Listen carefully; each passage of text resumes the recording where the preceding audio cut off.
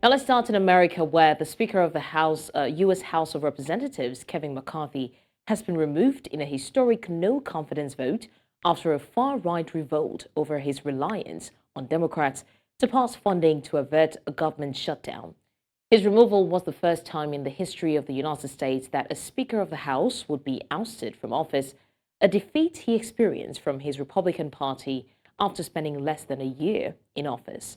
The final vote was 216 to 210, with 8 Republicans joining all the Democrats to vote to remove McCarthy. Rep. Patrick McHenry of North Carolina, a top ally of McCarthy's and a member of the Financial Services Committee, was then appointed Speaker pro tempore. On this vote, the yeas are 216, the nays are 210. The resolution is adopted. Without objection, the motion to reconsider is laid on the table. The office of Speaker of the House of the United States House of Representatives is hereby declared vacant. I'm now joined by Carol Van Dam, an international journalist, to help shed more light on this development. Hi, Carol. Can you hear us? Hi, Blessings. Hi. Yes, I am here. Okay. And, all right. Now, Carol, now that the U.S. House of Representatives has voted to oust the Speaker, Kevin McCarthy, and he says he will not run again for Speaker, what happens? Can the House continue to function? the House is functioning under an unusual circumstance. They did kind of have the wherewithal to do something after 9/11 to make sure that if there was any kind of catastrophe again that hit Congress, they would be ready to deal with it. So they put in place what they call a pro temp, which is a speaker who is a temporary speaker.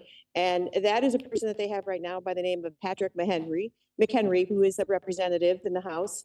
And he can do nothing other than just call the vote for a speaker. And that's not going to probably happen right away when they reconvene next week. What they're going to do when they come back, we think is Tuesday, is coalesce and try to, gather support for one person. However, they're also going to probably spend that first day, the nominees will spend that time trying to, get more support for themselves so that they become the new speaker.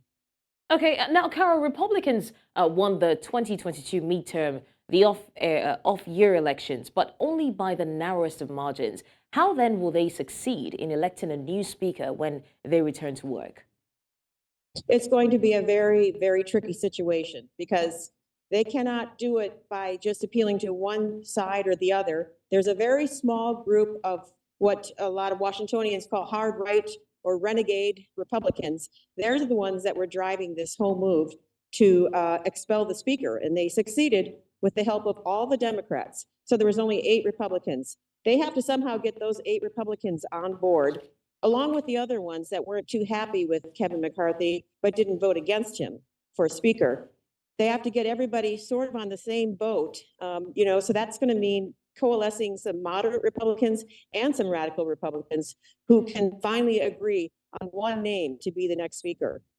Right, Carol, you mentioned Republicans. What would you say lies ahead of these Republicans and Democrats regarding the work of the Congress, and exactly what kind of deadline pressure do they face?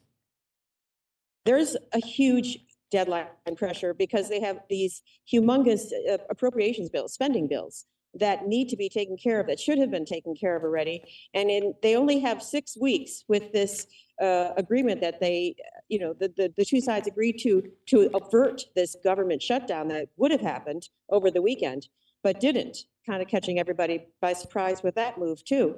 So now they have to pass all of these bills in the next 6 weeks, which is not an easy task, especially when you have such a partisan divide in the U.S. House. Right, Carol Van Dam, international journalist in Washington, D.C. Thank you so much for joining us on the news. My pleasure.